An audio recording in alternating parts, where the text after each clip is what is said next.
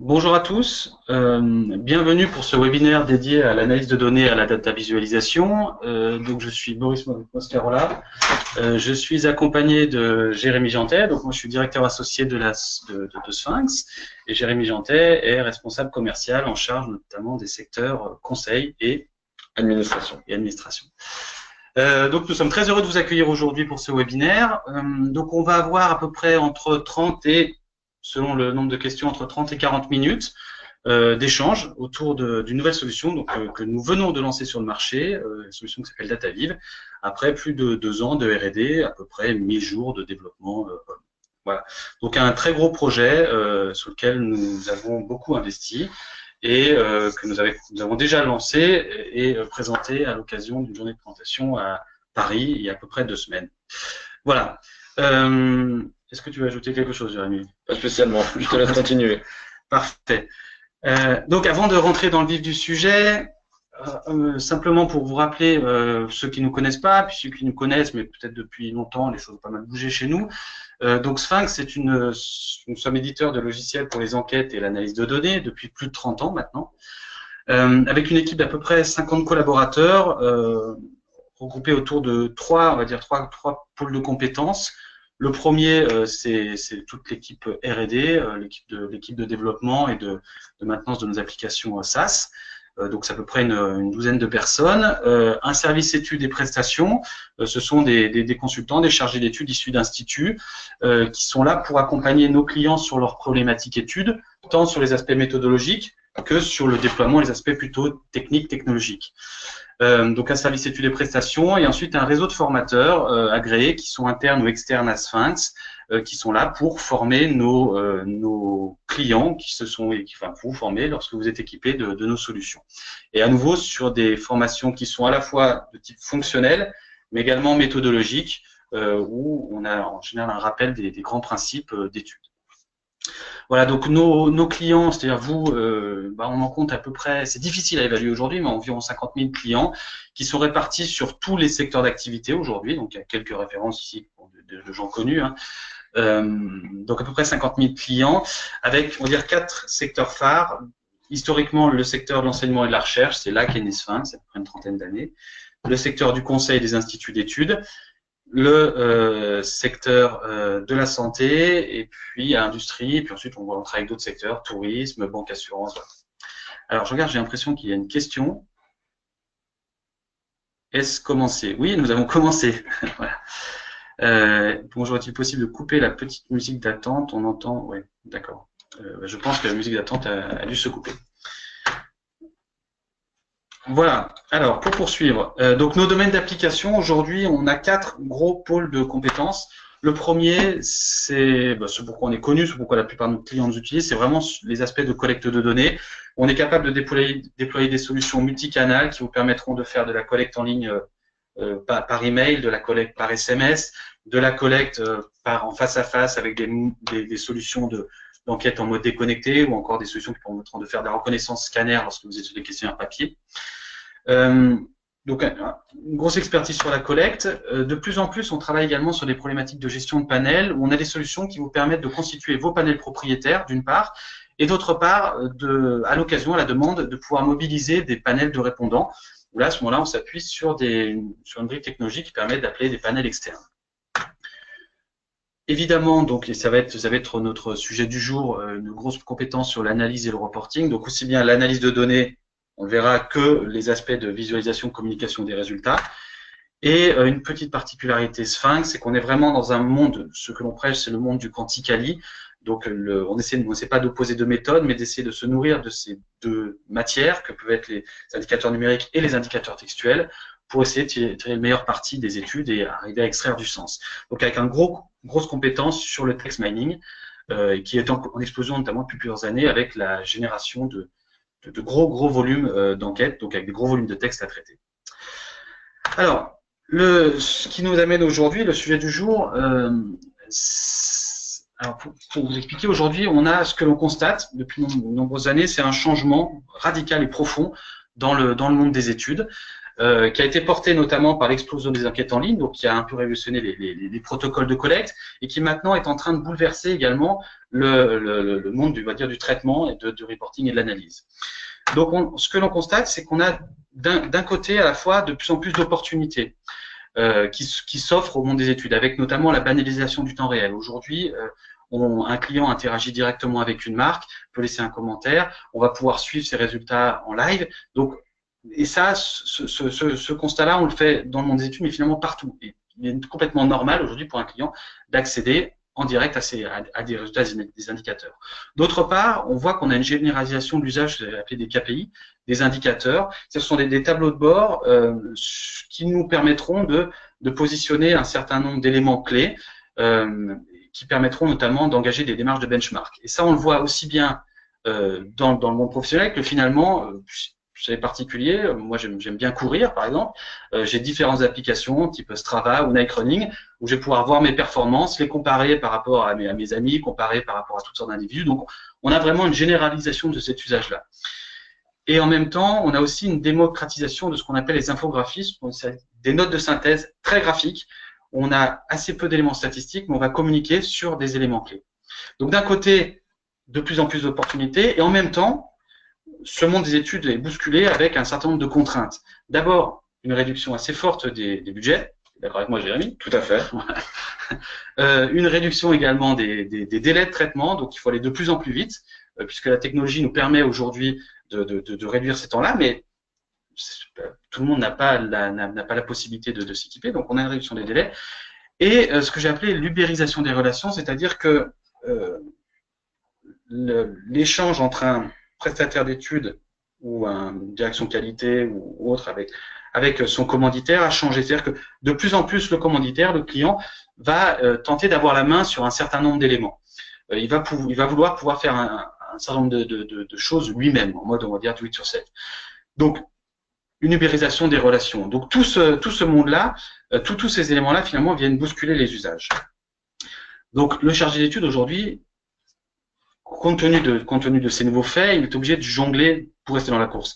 Jongler avec un certain nombre de solutions qui lui permettront de répondre à toutes ces problématiques-là. D'abord, il va devoir utiliser un certain nombre de logiciels statistiques pour pouvoir comprendre ce que racontent ces données, pouvoir capter le sens.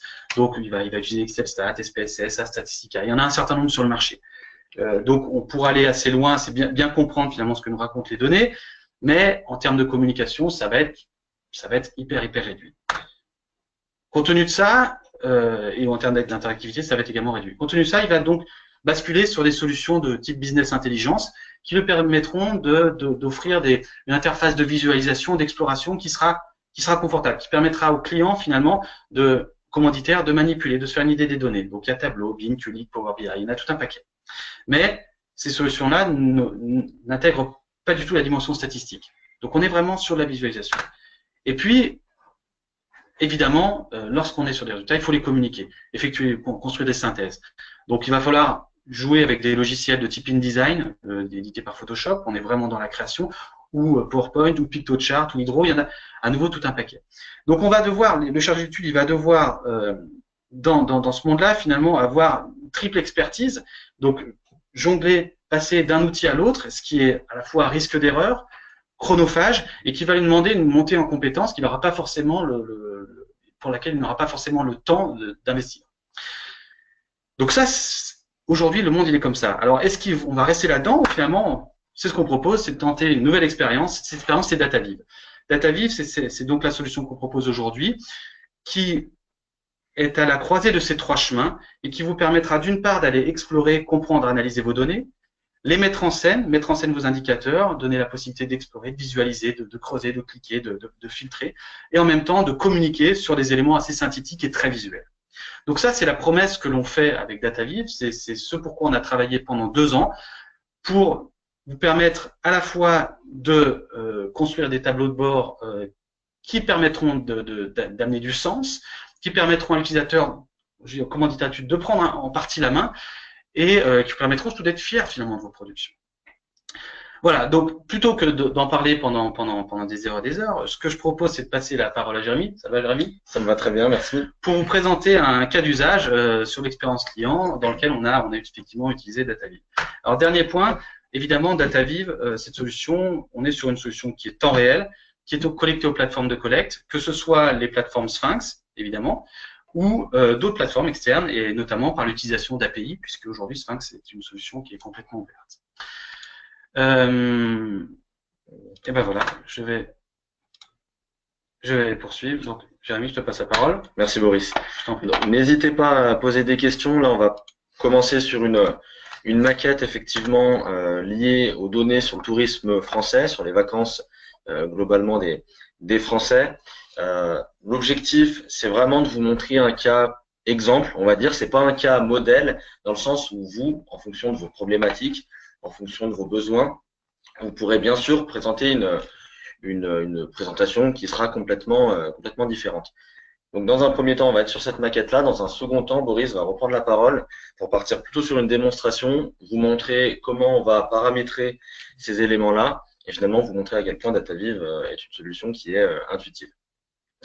Voilà, donc on va rentrer directement dans une plateforme de reporting. Alors, vous l'avez vu rapidement, mais tout simplement, la plateforme de reporting, on va pouvoir y accéder via des accès restreints, via des identifiants et mots de passe. L'intérêt, c'est vraiment de pouvoir communiquer une plateforme, soit en interne auprès finalement de vos collaborateurs, soit en externe auprès de vos clients. Et l'intérêt, ça va vraiment être que chaque lecteur, chaque profil de lecteur puisse consulter des données, des résultats qui les concernent. Voilà, donc là, on est directement rentré sur le reporting. Comme vous pouvez le voir, on a au centre, finalement, vos tableaux de bord. À gauche, vous avez un système d'onglets avec, finalement, un onglet est égal peut-être à un thème de votre enquête. Et à l'horizontale, vous avez la possibilité à la fois d'exporter vos rapports ou également, bien évidemment, de les imprimer. Donc là, on va être sur une toute première vue qu'on va appeler Customer Experience, qui est finalement une vue qu'on va pouvoir adapter, qui va plutôt être adaptée à des managers, à des opérationnels, dans le sens où ils vont accéder à un certain nombre d'indicateurs, l'intention de retour, la satisfaction, le NPS, le taux de nouveaux visiteurs, et vont pouvoir voir très rapidement, visualiser très rapidement l'information principale. Donc ils vont voir grâce à des codes couleurs notamment, vert quand c'est positif, orange quand c'est moyen et rouge quand c'est plutôt négatif. Ils vont voir sur quelle situation ils sont, quelles sont les décisions qu'ils vont pouvoir prendre, sur quels éléments ils vont pouvoir mettre en place un plan d'action. Bien évidemment, ces codes couleurs-là, vous pouvez les paramétrer en fonction des seuils qui vous semblent être les bons. Donc là, on voit ces éléments-là. Après, on peut se poser la question, OK, ça, c'est des résultats au niveau global. Par contre, quels sont les résultats sur des profils précis, par exemple, de clients? C'est possible, ça? C'est tout à fait possible. Et comment on va le faire? On va le faire grâce aux variables de contexte qui sont présentes dans le bandeau ici. Donc, par exemple, je vais vouloir regarder les résultats des personnes qui vont au camping. Donc, j'ai cliqué sur la variable camping, sur la modalité du camping, et on va voir que l'intention de retour, que le NPS évolue, comme on le voit via le code couleur, avec une intention de retour qui est plus faible, un NPS qui est plus positif. Donc bon, on voit que c'est des données un peu fictives parce que c'est pas forcément très logique, mais vous avez vraiment la possibilité de comparer ces éléments-là de manière très rapide, avec de l'interactivité et donc de jouer avec les données via, par exemple, ces éléments-là. Jérémy, les codes couleurs sont appliqués de manière standard ou est-ce que c'est l'utilisateur qui l'a? L'utilisateur peut paramétrer tous les seuils en fonction, s'il souhaite que, par exemple, l'intention de retour soit positive, négative, enfin positive à partir de, je sais pas, de 50%, il peut le paramétrer de cette manière-là. C'est vraiment, il a la main totale sur ces éléments-là. Super. Donc on a pu voir finalement que on peut s'adapter à un profil, on peut voir des profils aussi multicritères en regardant par exemple les résultats des hommes qui vont au camping en 2014 et au mois de juin par exemple. Autre élément qu'on peut regarder sur cette vue-là. Oui. Moi, j'ai l'impression qu'on a une question. Ah, alors on va pouvoir aller regarder les questions. Est-il prévu de mettre à jour IQ2 avec ce type de graphique maintenant? Alors, on viendra après sur les éléments d'intégration, comment s'articule la solution avec le reste de la gamme Sphinx. On finira là-dessus. Et effectivement, ce qu'on peut voir également, c'est toujours dans ce cadre de vision de ce tableau de bord par des managers, des opérationnels, on peut voir par exemple la matrice importance-performance. La matrice importance-performance, on a plutôt l'habitude, pour des chargés d'études, de la présenter sous forme de nuages de points, ce qui peut demander, pour certaines personnes qui ne sont pas forcément, qui n'ont pas une grosse connaissance statistique, qui peuvent avoir certaines difficultés. Là, on va pouvoir regarder vraiment la matrice importance-performance avec des zones et simplement le libeller des différentes priorités, des différents points forts qu'on peut avoir. Et l'objectif, c'est vraiment en un coup d'œil, en un clin d'œil, de comprendre quels sont les éléments sur lesquels on est bon, quels sont les éléments sur lesquels on doit progresser. Ensuite, les deux onglets suivants sont des onglets de benchmark. Alors l'idée, ça va vraiment être de pouvoir comparer différents profils de manière très rapide.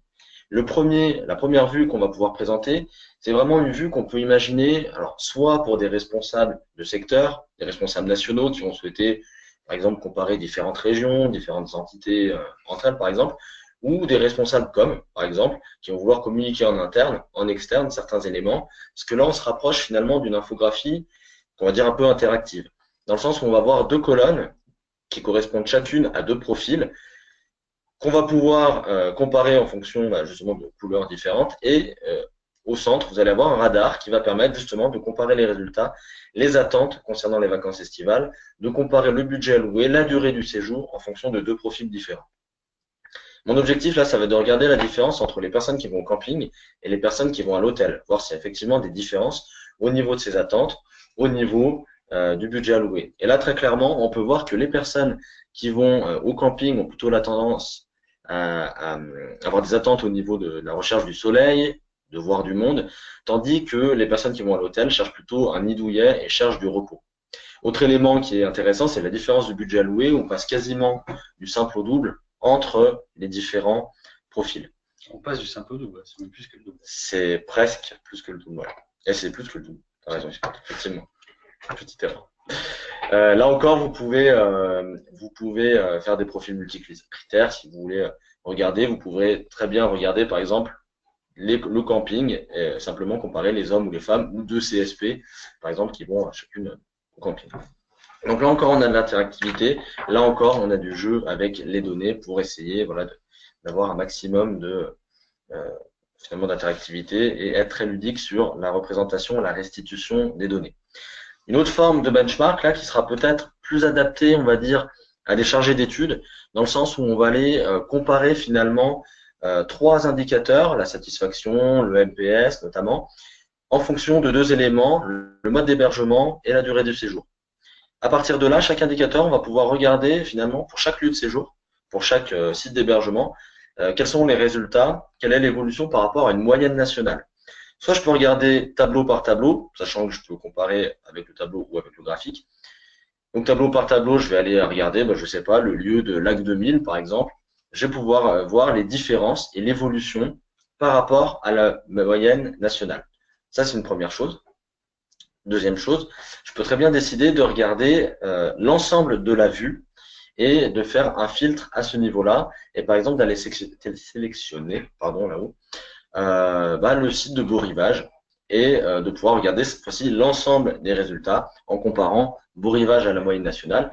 Et ce qu'on voit donc très rapidement et que vous avez pu entreapercevoir vite tout à l'heure, c'est que vous avez des flèches qui vont pouvoir vous indiquer très rapidement les éléments. Et encore une fois, de manière visuelle, vous pouvez vous appuyer sur le graphique, sur le tableau, sur des évolutions de manière assez rapide et claire. Donc on peut toujours également filtrer dans cette vue. Tout à fait, en fonction de la zone géographique, en fonction du genre, en fonction de la période également si besoin. Quatrième vue, on va être plutôt là sur des éléments quali. Ce qu'il faut savoir, c'est qu'effectivement, avec DataViv, on va pouvoir travailler sur du quanti, on va pouvoir travailler sur du quali, on va pouvoir mixer les deux. On a plusieurs formes de restitution pour travailler à la fois sur de l'analyse sémantique, sur le sens, l'analyse lexicale, sur le mot. Et l'idée, là, par exemple, ça va être de regarder des nuages de mots en fonction des principaux adjectifs, des principaux noms communs. Ça pourrait être aussi avec des verbes et avec différentes catégories réunies dans un même nuage de mots. Là, l'intérêt, c'est que je vais vouloir regarder, par exemple, on voit qu'on parle beaucoup de choses magnifiques dans les questions ouvertes, par exemple. Et je vais vouloir regarder, ok, quand je parle de choses magnifiques, finalement, qu'est-ce qui est magnifique? Alors, c'est le lac, c'est la montagne, c'est le paysage, c'est la balade, etc. Donc, on va vraiment pouvoir filtrer les nuages de mots en fonction du nuage de mots précédent. Et on peut voir les verbatims également? Et alors là, ce qui est en plus assez intéressant, c'est que si on clique sur le mot montagne, je vais pouvoir voir quels sont les verbatims effectivement qui utilisent à la fois le mot magnifique et à la fois le mot montagne. Donc ce qui est intéressant, c'est que là, on s'approche déjà un petit peu d'analyse entre guillemets en cascade, de storytelling. On va pouvoir illustrer finalement des données avec d'autres vues. Donc là, on est vraiment sur l'exploration, c'est-à-dire que le client a la main pour se faire sa propre idée des données. Tout à fait, c'est exactement ça. Et ce qu'on peut voir aussi, c'est qu'on peut aller faire des analyses un peu plus au fil de l'eau, en allant finalement comparer différentes thématiques, sous-thématiques qui ont été évoquées par des répondants et évaluer éventuellement leur comparaison dans le temps.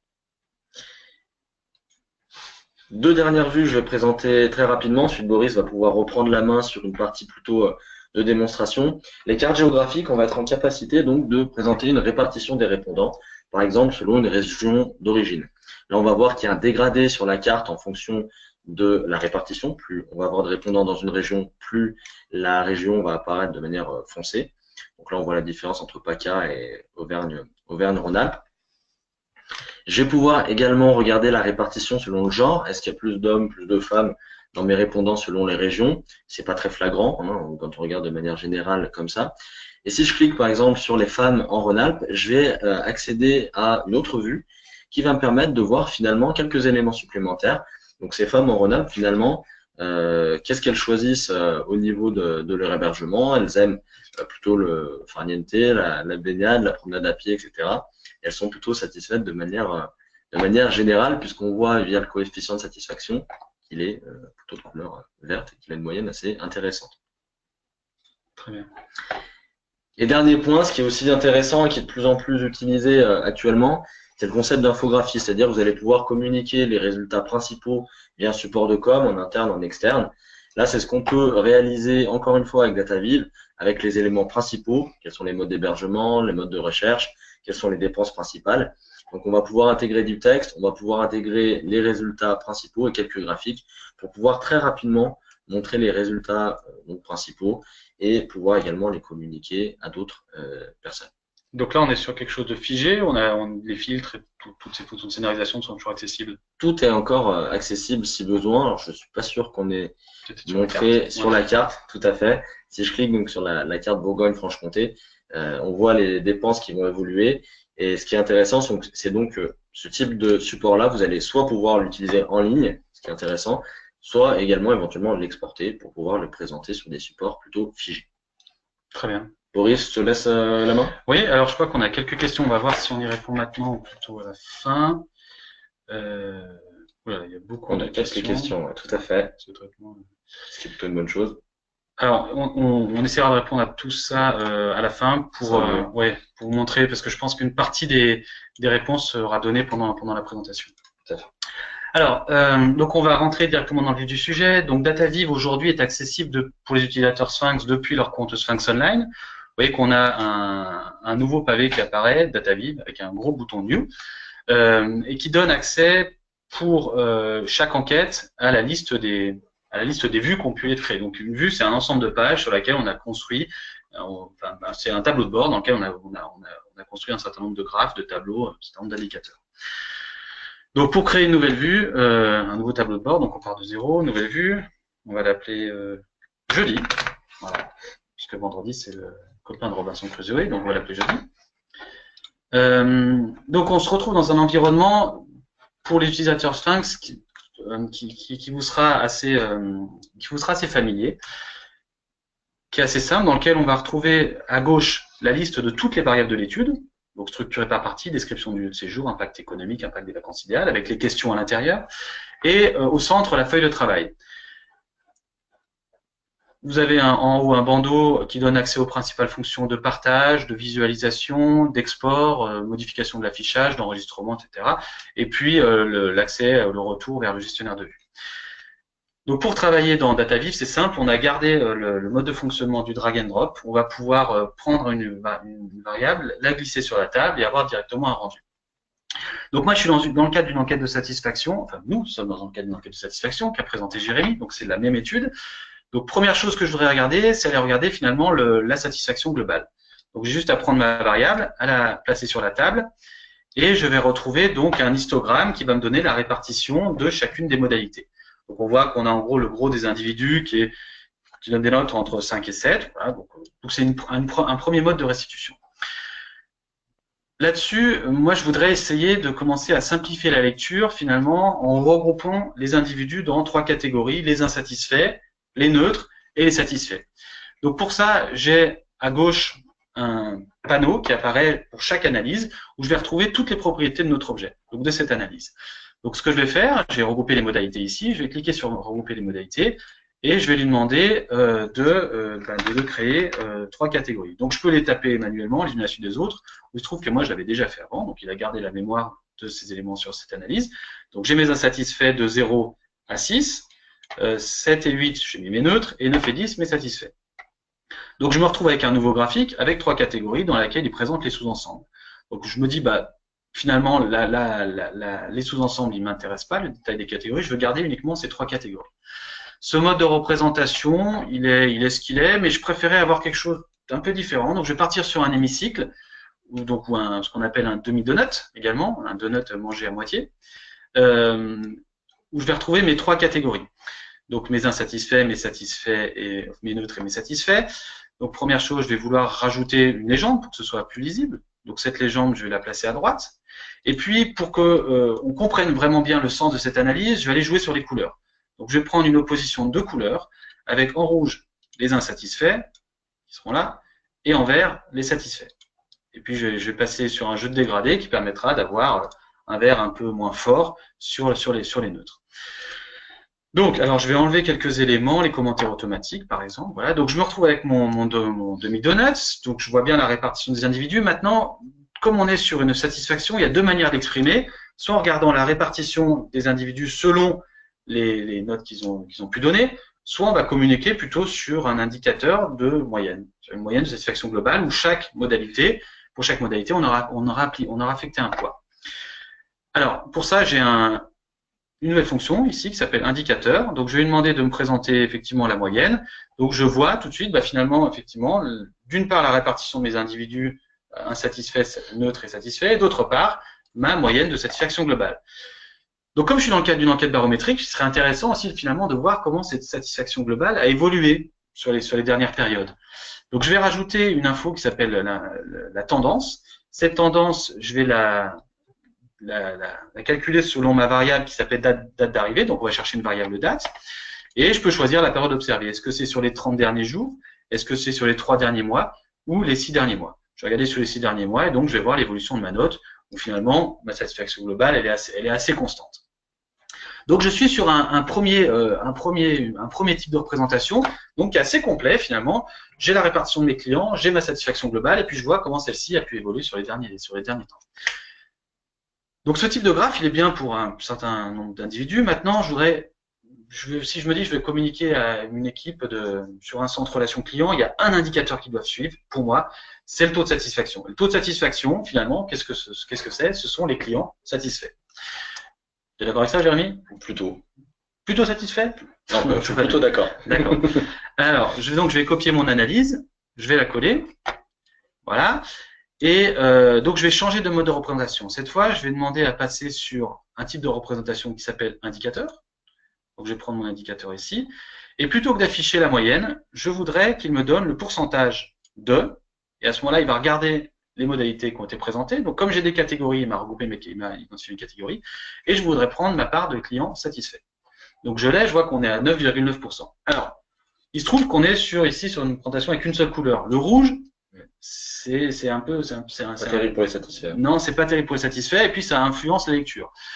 Donc, dans ce cas-là, je vais changer. Je vais demander à passer sur un jeu de couleurs dynamique. Et je vais aller définir mes seuils, comme on a pu le voir tout à l'heure. Donc, je vais considérer qu'au-dessous de 10, c'est mauvais. Entre 10 et 15, c'est moyen. Et au-dessus de 15, c'est bon. Donc, je vais passer sur du vert. Donc, j'applique ma couleur. Et là, on voit qu'effectivement, sur une couleur rouge, puisque mon seuil était défini au-dessous de 10%. Donc, c'est bien. Ça, c'est un indicateur que liront facilement mes équipes au centre relation client.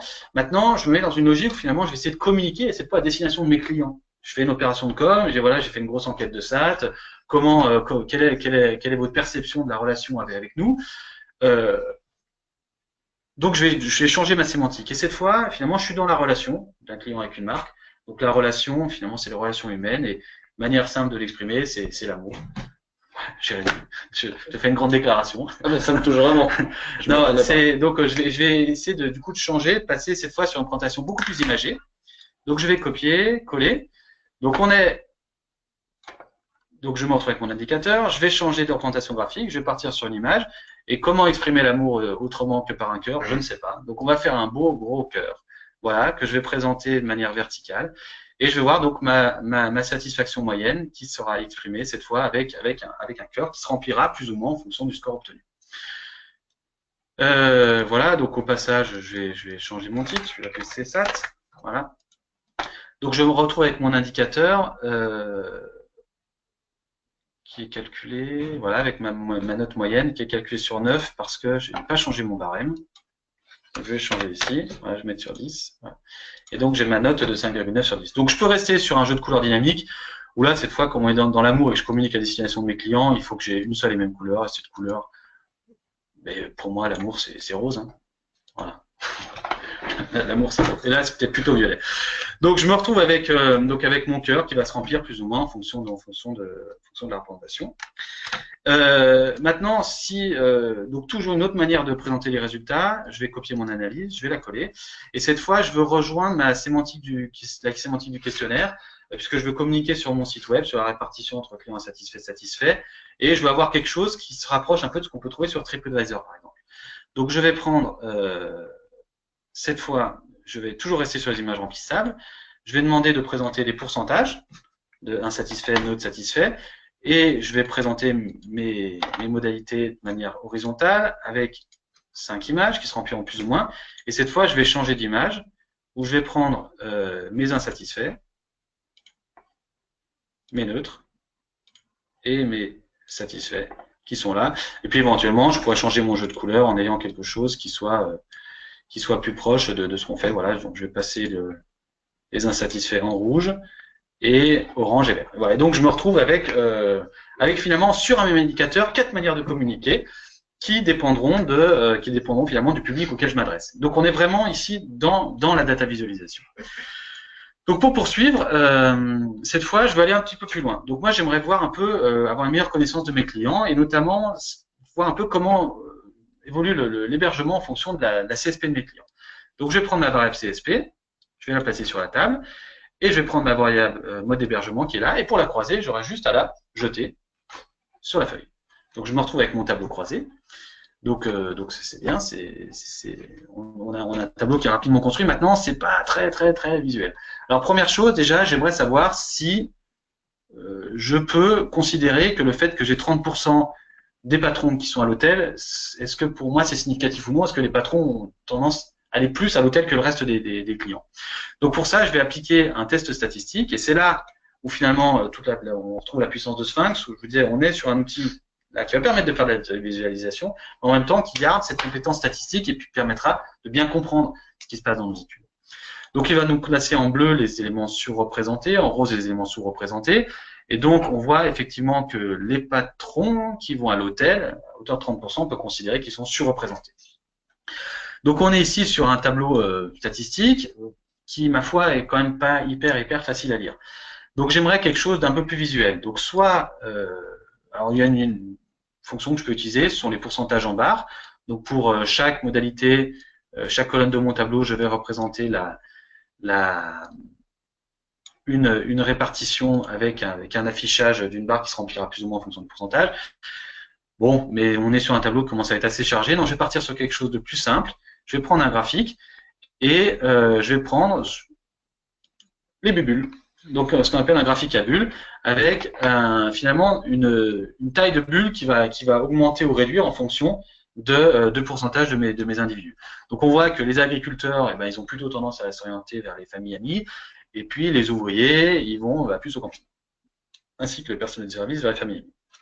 Donc, on a là quelque chose de très visuel, facile à comprendre, mais qui va pas forcément correspondre à tout le monde. Donc, si cette fois, je je vais vers un public qui est plus, donc je copie, je colle mon analyse, qui est plus expert, éventuellement mon directeur des études, parce que lui, il a une connaissance statistique. Et ben, plutôt que d'utiliser mes graphes à bulles et puis essayer d'amener du sens, je vais partir sur une présentation par le biais des analyses factorielles des correspondances.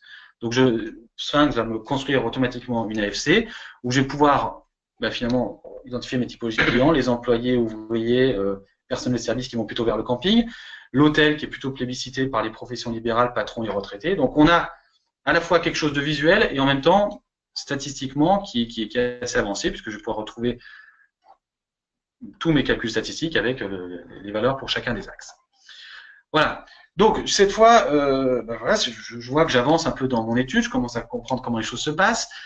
Maintenant, c'est bien d'avoir une idée de la répartition CSP mode d'hébergement, mais je voudrais maintenant voir finalement comment la satisfaction de ces clients-là évolue. Donc, je vais prendre... compliqué à faire, ça, non? Sois confiant, on va y arriver. Donc, je recrée mon tableau croisé, comme je l'ai fait tout à l'heure, et cette fois, je vais rajouter une troisième dimension, qui est la satisfaction. Donc, je vais l'insérer en cellule, et je vais me retrouver avec mon tableau, avec mes différentes valeurs de satisfaction moyenne pour chacune des catégories. Donc, c'est très rapide à faire, mais à nouveau, on est sur quelque chose de pas forcément très, très visuel. Donc, pour représenter ça, le faire comprendre de manière la plus simple du monde, pour moi, qui me semble simple, je vais partir sur un graphe, à nouveau, et sur ce graphe, je vais utiliser une carte de chaleur en opposant deux couleurs, finalement. En rouge, des clients qui mettent des mauvaises notes, en vert, ceux qui donnent une bonne évaluation.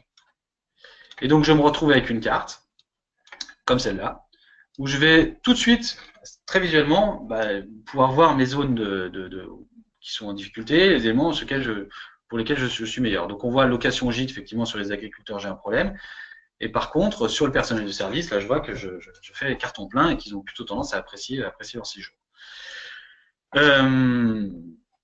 Maintenant, donc c'est bien, je vois la répartition, l'évolution de ma satisfaction en fonction de ces CSP, mais je me dis que finalement, il y a peut-être une influence également du mode, de l'origine de mes clients. Les Lillois ne perçoivent peut-être pas leur séjour en Rhône-Alpes de la même manière que les Marseillais. Les Marseillais cherchent de la fraîcheur, les Lillois de la chaleur, donc il y a sans doute un effet sur la perception du séjour. Donc je vais aller chercher ma variable code postal, qui est là, et je vais la jeter, et donc tout seul, donc DataViz va me construire une carte géographique, comme ça, voilà, où je vais avoir la répartition de mes individus sur la France. Donc là c'est bien, mais Jérémy, tu constates que il n'y a aucun lien entre les deux analyses. C'est un peu dommage. C'est un peu dommage. Donc ce qu'on va faire, on va essayer de s'intéresser à la région Rhône-Alpes. Donc je vais aller sur cette carte-là, je vais changer de fond de carte, donc j'ai France et régions, départements, etc. Donc je vais passer sur Auvergne-Rhône-Alpes. Et ce que j'aimerais pouvoir faire, c'est que lorsque je clique sur une région, mon tableau sera calculé, comme on l'a vu dans ta présentation tout à l'heure. Donc je vais sélectionner ma source, la carte géographique, je vais définir un scénario de type filtrer les analyses, et je vais sélectionner l'analyse qui m'intéresse. Je valide. Voilà. Et donc je vais pouvoir, cette fois, aller regarder mes clients en Haute-Savoie, c'est-à-dire nous, comment ils perçoivent leur séjour. Je vois que les agriculteurs au Savoyard qui sont venus ici, ils sont venus sur leur famille amie, qui viennent pas forcément très loin, donc ils vont à côté, et a priori, le séjour se passe pas très bien. Donc je vais pouvoir faire varier comme ça mes résultats. Maintenant, moi ce que j'aimerais avoir plus d'infos là, si par exemple j'ai toujours ce problème avec les agriculteurs qui vont chez leurs amis, j'aimerais en savoir un peu plus finalement sur ce qu'ils ont fait, quelles sont leurs activités, et puis éventuellement savoir ce qu'ils me racontent. Donc on a vu tout à l'heure qu'on avait construit une vue, donc un dashboard qui présentait ces quelques indicateurs. Donc ce que je vais faire, je vais lui demander à pouvoir illustrer ce graphique avec d'autres indicateurs. Donc je vais sélectionner un nouveau scénario de type illustré par une vue. Je vais sélectionner la vue que j'avais créée, qui s'appelait répartition. Et donc lorsque je vais jouer mon tableau de bord, cette fois, je vais pouvoir aller cliquer sur mes Haut-Savoyards, les agriculteurs famille amis, je clique, et je vais pouvoir retrouver leurs caractéristiques. Donc on est vraiment sur un mode où on va d'une part pouvoir communiquer sur les indicateurs de manière très visuelle, et en même temps donner la possibilité au lecteur finalement de se faire sa propre idée des données. Puisque ces tableaux de bord là, comme tu l'as présenté tout à l'heure Jérémy, ils peuvent être communiqués via une URL, soit intégrés dans l'outil Web Reporting, soit directement communiqués via une URL, de ce qui te permettra au destinataire de l'étude de jouer avec ces données, d'explorer, d'aller un petit peu plus loin. Et c'est là où on est finalement ce que j'appelais un peu l'ubérisation, c'est-à-dire qu'on va, on a un changement du rapport de force où le client, le commanditaire, va pouvoir lui-même aller jouer avec ses données. Voilà, donc on a beaucoup de possibilités dans DataViv. On peut, comme on l'a vu, aller rajouter du texte, insérer des images. Dans les images, on a plusieurs centaines d'icônes vectorielles qui sont proposées, donc qui sont là. Donc on va pouvoir insérer facilement. Donc je vais prendre ça par exemple. Et puis ces images, on va pouvoir les agrandir, on va pouvoir les faire tourner, on va pouvoir changer leur couleur. Bref, on arrivera à faire à peu près ce que l'on veut. Dernier point, vous verrez ensuite dans DataViv, il y a tout un paquet de plusieurs fonctions avancées. On a vu les analyses d'importance performance, le calcul du Net Promoter Score, des tableaux qui permettent de synthétiser l'information avec des tableaux caractéristiques ou de mettre en avant uniquement les forces et faiblesses pour une population donnée, de faire de l'analyse comparative, c'est des tableaux filtrants, AFC, analyse en composantes principales. En janvier prochain, on aura également la Camins, classification Camins et la matrice de Liosa, donc l'analyse tétraclasse. Donc on est sur un outil très complet. Donc il est 10h42, on a du retard. Donc ce que je vous propose, si ça te va Jérémy, c'est de venir sur des éléments un peu plus triviaux, notamment les aspects de prix. Donc aujourd'hui, DataViv, c'est une solution qu'on propose. Je te donne la parole, tu es plus à même. Qu'on propose effectivement à 760 €. Donc on est sur une offre de lancement jusqu'à la fin de l'année. Après, on sera plutôt sur un tarif de 950 € annuel à partir de 2018. Ce qu'il faut savoir, c'est qu'on est sur un accès simultané, hein, c'est-à-dire qu'avec un accès, une seule personne pourra utiliser à la fois DataViv. Si vous avez deux personnes dans votre société, dans votre structure, qui seront amenées à utiliser DataViv de manière simultanée, auquel cas on a un prix d'accès supplémentaire qui est là encore de 480 €, enfin là encore, qui bénéficie là encore d'une offre de lancement jusqu'à la fin de cette année. Donc profitez-en avant le 31 décembre, sinon on sera sur un tarif de 600 € à l'année. Parfait. Alors, on a, j'ai l'impression, beaucoup de questions. On va essayer d'y répondre. Ah ben, elles ont disparu. Les questions. Questions. Pourquoi je n'arrive pas? Jésus. Voilà, elles sont là. Alors, on a eu beaucoup de questions. Alors, la première question, est-ce que les tableaux de bord sont responsives? Donc, on peut, dans DataViv, activer ou non l'option de responsive. Donc, on l'a ici dans les propriétés de la vue. On peut choisir là d'avoir un tableau de bord qui va être présenté au pixel près, ou alors effectivement avec des éléments qui vont se repositionner en fonction des écrans qu'on a utilisés. Donc, les tableaux qui vont s'empiler les uns au-dessus des autres. Donc on est sur quelque chose d'optionnel parce que dans certains cas, ça peut poser problème le fait que tout se repositionne quand on a créé quelque chose au pixel près. Quels sont les formats d'export? Donc on propose un export en format PDF, Doc et PowerPoint. OpenOffice. Oui, en OpenOffice, évidemment OpenOffice ou Microsoft Office, et également Excel où on sort la liste de tous les tableaux.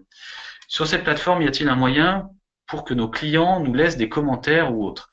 Alors, pas pour le moment. Ça fait partie des choses qu'on envisage à court terme.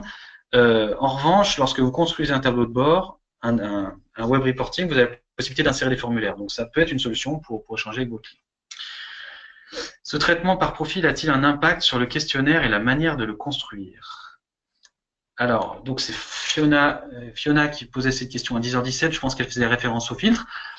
Les filtres, simplement, ce sont des variables de l'étude. Donc, on peut utiliser, à partir du moment où vous avez dans votre questionnaire une question, je sais pas, sur le sexe, la CSP, la satisfaction, sur ce que vous voulez, vous pouvez d'une part utiliser cette question pour restituer, comme on l'a vu, des résultats, et en même temps utiliser ces résultats pour filtrer. Donc, effectivement, ça dépend un peu de votre questionnaire. On peut comparer 2 années. Oui, on peut comparer. Donc ça, je pense que vous avez référence au tableau benchmark. On est capable de comparer des années, comparer des lieux, comparer finalement tout type de variables, soit du texte, des variables fermées ou des variables numériques. Alors pour les numériques, ça sera de la mise en place. Peut-on construire un tableau de bord de ce type? Il faut compter combien de jours de préparation? Question de Quentin. Alors Quentin, pour un tableau de bord comme celui qu'on a fait là, si vous savez ce que vous voulez, que vous avez un client qui est moyennement exigeant, on peut considérer qu'en 1 à 2 jours de travail, vous pouvez le faire. Voilà, enfin, vous l'avez vu dans la présentation, c'est pas très compliqué. Ariane, on peut paramétrer les seuils pour les flèches. Oui, on peut paramétrer les seuils pour les flèches. De la même manière qu'on l'avait pour la variation des couleurs, on paramètre les seuils comme on le souhaite. Peut-on construire Peut-on aussi afficher la carte européenne ou d'autres cartes, US par exemple? Alors pour le moment, on a simplement les fonds de carte sur la France. Donc il faut avoir dans votre étude une variable type code postal, et à partir du code postal, on est capable de générer une carte sur la France. Voilà, donc on est sur un produit qui est vivant, avec des mises à jour de 3 à 4 fois par an. Donc dans notre roadmap, on a prévu à horizon, alors pas pour la prochaine mise à jour de janvier-février, mais plutôt pour celle d'après, de pouvoir d'avoir davantage de fonds de carte. Voilà, pour répondre à votre question. Infographie, est-ce qu'on peut ajouter un commentaire personnel? Je suis pas sûr de comprendre, mais... Si, est-ce que tu peux rajouter un commentaire finalement dans ton infographie? Après, tu as montré dans l'utilisation de DataViv qu'on pouvait ajouter des commentaires. Donc effectivement, vous pouvez ajouter ce que vous souhaitez, des images, des graphes, des commentaires dans l'infographie. Ouais. Est-ce que dans la partie infographie, les utilisateurs peuvent ajouter des commentaires? Non, donc ça on l'a déjà dit. Sur la carte, quelle est la maille géographique la plus fine? Donc on descend au niveau du département. Il faut une formation pour utiliser DataViv, question d'Ariane. C'est préférable. Effectivement, il y a beaucoup de choses, et notamment ça change au niveau de la manière d'aborder le traitement des résultats. On parle de question de Richard, on parle de Big Data. Sphinx permet-il de se connecter à des bases de données internes ou externes à l'entreprise pour intégrer des flux de données continus pour les analyses temps réel? Si oui, pour la tarification, est-ce le même principe que pour l'enquête, une observation 50 cents? Alors, aujourd'hui, on est en train de développer des connecteurs. Donc ça, c'est quelque chose qu'on aura à partir de février prochain, avec des connecteurs dans un premier temps sur des sources Excel simples ou des fichiers CSV. Aujourd'hui, vous pouvez déjà utiliser les API pour injecter des données. En termes de volumétrie, on reste sur un produit qui est plutôt... On n'est pas sur une solution Big Data. DataViv est toutefois plus puissant que ce qu'on a aujourd'hui, enfin ce qu'on peut faire avec IQ2. On est capable de traiter plusieurs centaines de milliers de lignes avec plusieurs dizaines de variables. Ça marche. Après, effectivement, au niveau de la tarification, ça va changer. Je vous invite à vous rapprocher de votre interlocuteur commercial. D'accord, Jérémy? Tout à fait. Question de Quentin. Est-ce qu'on peut copier la forme d'une question et l'appliquer à une nouvelle? Jérémy? Oui. Oui. En fait, on peut copier-coller une question et changer la source, ce qui revient un peu au même. Peut-on importer nos propres images ou icônes? Question d'Antoine. Alors Antoine, oui, vous pouvez importer vos images, vous pouvez importer vos icônes. Question de Quentin. Selon quelles lois statistiques sont calculées les différences significatives? Alors, pour les tableaux, pour les croisements de deux variables nominales, deux questions fermées, on est sur un test de... On est sur un test de Qui2. Sur les nominales numériques, on va faire un test de Fisher, et sur deux numériques, on va faire des calculs de corrélation. Voilà. Alors il y a autre chose, on a également on a l'alpha de Cronbach sur les batteries d'échelle, et puis après on a vu qu'on a les AFC, les ACP. Pour la cartographie, sommes-nous dans une logique SIG? Merci. Je suis pas sûr de comprendre la logique des systèmes d'information géographique, mais toujours est-il qu'on part, pour l'instant, on part du code postal pour construire. Peut-on placer des objectifs sur chaque graphique? Pas sur tous les graphiques, mais sur un certain nombre de graphiques, oui, il est possible sur les jauges, sur les indicateurs, sur les images remplissables, et on va rajouter la notion d'objectif, effectivement, qui sera disponible à nouveau à partir de janvier. On aura une barre qui viendra s'ajouter sur les histogrammes pour définir la valeur cible. Peut-on placer l'objectif? DataViv sera disponible dans le forfait de base des clics ou suppose un abonnement complémentaire? On est sur un abonnement complémentaire. Et au même tarif que ce qu'on a pu voir pour, au même tarif, c'est ça. Pour les tarifs précédents en fait. Peut-on disposer des DOM-TOM sur la carte? Oui, ils sont déjà disponibles. Carte pour la Belgique. Donc pour la Belgique, même réponse que tout à l'heure, pour l'instant on est sur la France. Peut-on ajouter des fonds de carte ou sont-elles figées? Pour l'instant, on n'a pas la possibilité d'ajouter de fonds de carte, donc c'est ce que j'expliquais tout à l'heure. Existe-t-il un mode d'emploi détaillé? Oui, on a un manuel qui est disponible, qui est là, auquel vous avez... Donc je vais le montrer parce que effectivement, il est bien complet. Où est-ce qu'il est? Je trouve plus. Il est accessible ici. Donc directement depuis l'application, vous avez un didacticiel qui explique tout, quoi. Voilà. Qui est complet. Plutôt disposé. Y a-t-il aussi le tableau individu ensemble? Oui, on peut construire des tableaux individus ensemble. Bonjour, merci à vous deux pour cette présentation. On vous en prie. Donc, question de Chloé. Est-il possible d'utiliser DataViv hors ligne sur le logiciel Sphinx? Non, on est sur une application qui fonctionne en ligne, qui est déconnectée de Sphinx. Des formations sont-elles prévues? Oui, on a une formation inter-entreprise qui a lieu le 8 décembre. 8 décembre. Merci, Jérémy. Et qu'est-ce qu'on avait? Et troisième question, une version Sphinx hors ligne telle compatible Math. Alors, on n'aura pas de version Sphinx hors ligne. En revanche, dans la mesure où on travaille via un navigateur, ça fonctionne formidablement bien sur un Mac. Peut-on aussi accéder en plusieurs langues, langue de l'enquête? Donc, les tableaux de bord peuvent être restitués dans plusieurs langues et l'application aujourd'hui est disponible en anglais, français, espagnol, allemand, portugais. Si nous ne possédons pas encore Sphinx Kali, nous pouvons réaliser l'ensemble des analyses par DataViv. Donc, vous pouvez réaliser toutes les analyses par DataViv. En revanche, lorsque vous travaillerez sur des questions de type texte, vous serez sur le texte brut. Donc, Jérémy, tu l'as montré tout à l'heure. Je te laisse poursuivre. J'ai pas suivi ce que tu évoquais, donc je te laisse finir. Donc on est lorsqu'on a fait une enquête avec Sphinx Kali, lorsqu'on la publie et qu'on travaille avec DataViv, la lématisation est activée, donc effectivement on pourra sectionner, on pourra choisir de travailler sur les noms communs, sur les adjectifs ou autres. Mais si on n'a pas l'option Kali, non. Se passer de l'achat du module Kali. Oui, c'est la même question. Merci, très intéressant, ça donne envie de l'utiliser. Nous sommes ravis, Emmanuel. Bonjour, alors question de Grégory. Pour utiliser la solution, faut-il avoir une licence Sphinx ou peut-on utiliser DataViv comme une solution à part? Pour le moment, vous avez besoin de Sphinx et donc on envisage une sortie qu'on appellera standalone, donc qui fonctionnera sans Sphinx. Soit on arrive à la développer pour le mois de février, puisqu'on développe la fonction d'import, soit ce sera plutôt pour le mois de mai. Mais ça fait partie de notre roadmap, donc notre feuille de route. Le format PowerPoint est-il vraiment formaté A4? Le format PowerPoint héritera du format que vous avez défini dans DataViv. Question d'Antoine maintenant. Aurons-nous cette qualité et choix de graphique sur IQ2? Non, pour le moment, on ne touche pas à IQ2, donc on a vraiment sorti une solution de data visualisation qui est déconnectée d'IQ2, voilà, qui d'une part propose de nouvelles solutions graphiques, propose de l'interactivité et fonctionne entièrement en ligne. Peut-on récupérer une étude, donc question de Frédéric, une étude antérieure pour s'en servir de modèle sur un nouveau DataViv? Alors, en fait, vous pouvez travailler sur n'importe quelle étude. Si votre question, c'est de récupérer les tableaux de bord qui ont été créés sur Sphinx IQ, non, on ne peut pas pour le moment. Mais je ne sais pas si c'est ça. Non, je pense que la question, c'est est-ce qu'on peut finalement, peut-être dupliquer les tableaux de bord d'une enquête à l'autre? Ah oui. Effectivement, Jérémy. Donc, on a une fonction dans DataViv qui s'appelle importer une vue, où vous pouvez récupérer une vue qui a été créée sur une autre enquête et l'appliquer à votre jeu de données. Donc ça marche très très bien.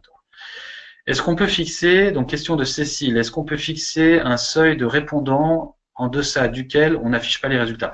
Donc cette fonction est disponible à partir de Web Reporting. Donc quand vous communiquez vos résultats et vous utilisez Web Reporting, donc qui est accessible depuis votre compte Sphinx Online, on a cette option qui permet d'interdire l'accès aux résultats au-dessous d'un effectif donné. Ce qui est notamment très utile dans le cas des enquêtes RH pour éviter de remonter au niveau d'un individu. Vous avez des nouvelles formules d'heures d'accompagnement pour ces outils? Nous demande Coralie. Là, je vous invite à vous rapprocher de votre commercial pour voir en fonction de votre autonomie de projet ce qui est le plus pertinent pour vous. Peut-on faire une comparaison sur plusieurs terrains? Oui. Voilà. Donc, il suffit d'avoir le jeu de données qui est sur une seule et même enquête. Vous pouvez comparer. Merci beaucoup et bonne journée. Eh bien, on vous en prie, Daniel. Bonne journée à vous aussi. Bonjour, pour la cartographie, vous avez parlé de code postal. Le code INSEE peut-il être utilisé? Donc pas pour le moment, il faut passer par un recalcul via Sphinx IQ. Voilà, combien coûterait la formation DataViv sur l'analyse de nos données? Jérémy? La formation, elle va dépendre finalement si vous souhaitez la faire en inter-entreprise, mais si c'est à partir de vos données, ce sera plutôt une formation qui sera chez vous sur site. Auquel cas, on est exactement sur les mêmes tarifs que les autres formations. Donc, on va débuter, par exemple, pour une journée à 1 200 € hors taxe pour 4 personnes. Merci, Jérémy. Je t'en prie. Question d'Aurélia. Est-ce que les filtres peuvent afficher seulement les modalités pertinentes? Oui, tout à fait. D'accord. Pour la cartographie, je ne suis pas sûr. Oui, il faudra préciser votre question, Aurélia, parce que est-ce que les fils peuvent afficher seulement... Ah non, je vois. pour le moment, je pense que vous parlez du résultat de l'analyse qui est filtré. Donc ça fait partie des choses que l'on a prévu de faire également, c'est de pouvoir finalement, lorsqu'on déclenche un filtre, n'afficher que les éléments qui sont significativement sous-représentés en fonction du filtre qu'on a sélectionné. Oui, puis tu as la possibilité d'ignorer les modalités qui te semblent non pertinentes si besoin. Ouais, mais il faut que ce soit statistiquement que ça vaille quelque chose. Ouais. À préciser. Ouais, à préciser. Question de Richard. Pour la cartographie, peut-on intégrer dans DataViv nos propres fonds de... Bon, ça on y a répondu, pour le moment, on ne peut pas. Bonjour, merci pour la presse. Y a-t-il possibilité de faire une simulation avant souscription sur DataViv? Question de Mohamed. Oui, Mohamed, vous pouvez, à ce moment-là, je vous invite à vous rapprocher de votre interlocuteur commercial et de voir ça avec lui directement. Y a-t-il un mode diapo miniature? Alors, en fait, on peut définir on peut modifier. Alors, on peut modifier la taille de la page, la taille des pages. Donc, on peut partir sur un format personnalisé. Donc, je ne sais pas si c'est ça la question, mais si c'est ça, oui, on peut choisir d'avoir une page de 200 pixels par 200, par exemple. À la fois pour le chargé d'études et à la fois pour l'utilisateur, finalement. Ouais, c'est ça, exactement. Peut-on accéder à DataViv sans un mot de passe pour un utilisateur anonyme? Oui, dans le sens où le reporting, en fait, on a montré les résultats via un reporting, donc il y avait des accès restreints. Maintenant, on n'est pas du tout obligé de présenter des accès restreints. Là, c'était un exemple. C'est bien pour pouvoir avoir des résultats personnalisés en fonction du profil. Par contre, c'est pas du tout obligatoire. Chloé nous remercie. On vous en prie, Chloé. Fiona, les résultats sont pris à partir d'où? Alors, les résultats sont... je pense, si vous faites référence à la source de données, Jérémy. Oui, c'est des données d'une enquête qu'on a pu collecter en ligne ou qu'on a pu importer via le logiciel Sphinx IQ. Et donc, c'est à partir de là qu'on va récupérer les données pour les analyser avec DataViv. Alors, est-ce une enquête créée depuis Sphinx IQ 2 ou directement depuis DataViv? Jérémy, je te laisse répondre. Question de Fiona. C'est une enquête qui a été faite via IQ2 et qui a été ensuite collectée en ligne. Oui, alors pour préciser, Fiona, DataViv permet uniquement de faire de l'analyse de données, du reporting et de la data visualisation. Il vient se greffer sur des enquêtes Sphinx. Donc, DataViv n'est pas un outil de conception de questionnaire. C'est-à-dire que vous avez votre outil Sphinx IQ2 ou Déclic avec votre compte Sphinx Online pour faire vos enquêtes. Donc, vous faites votre terrain et ensuite, vous allez, ensuite ou en même temps, puisqu'on est sur du temps réel, vous allez construire vos tableaux de bord avec DataViv. Donc, c'est vraiment pour la... C'est vraiment un module d'analyse et de data visualisation uniquement. Donc, question de Fiona toujours. Est-ce une enquête créée depuis Sphinx? Non, j'ai répondu.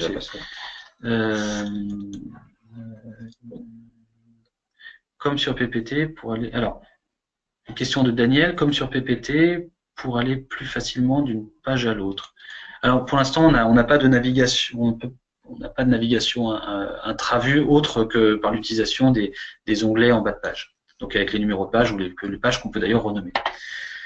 Question de Annie, est-il possible qu'un prospect saisisse les données de l'enquête et puisse visualiser directement ses réponses benchmark? Jérémy, je te laisse répondre.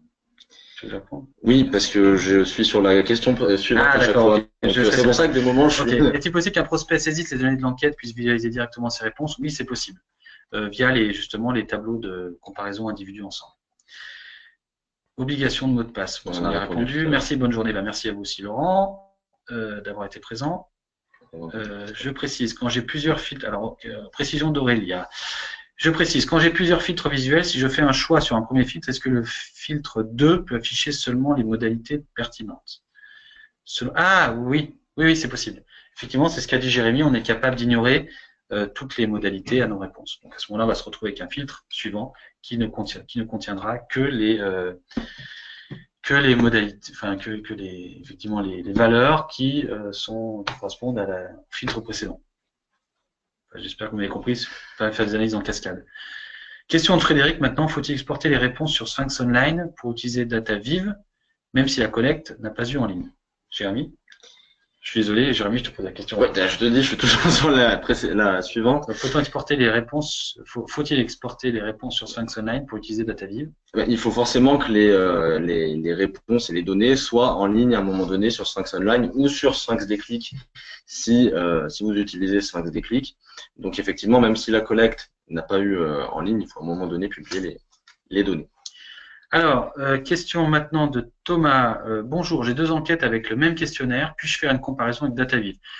Donc oui, Thomas, vous pouvez faire une comparaison. Simplement, il faudra que vous fusionnez vos enquêtes. Il y a une fonction qui permet dans Sphinx, soit le faire en ligne, soit sur Sphinx Online, soit sur Sphinx IQ, vous allez pouvoir rassembler vos enquêtes. Donc c'est possible. Question Parce de qu'un replay sera disponible, effectivement, la présentation est enregistrée, donc on va pouvoir, vous la recevrez finalement ouais, dans la journée. dans la journée. Ouais. Voilà. Voilà, si vous avez d'autres questions, n'hésitez pas, on va laisser peut-être allumer encore une ou 2 minutes. En tout cas, n'hésitez pas derrière à nous recontacter, à recontacter vos interlocuteurs commerciaux si vous en avez déjà, ou nous contacter de manière générale, appelez-moi directement. Voilà, n'hésitez pas en tout cas. Si vous souhaitez faire des tests, ça peut être possible également, comme la question a été posée derrière. Puis je pense qu'on vous remercie en tout cas d'avoir été aussi nombreux pour suivre ce webinaire. Ouais, c'était quand même plus de 130 aujourd'hui. Donc merci pour votre participation, pour votre présence, et à très bientôt sur DataViz. Très bonne journée.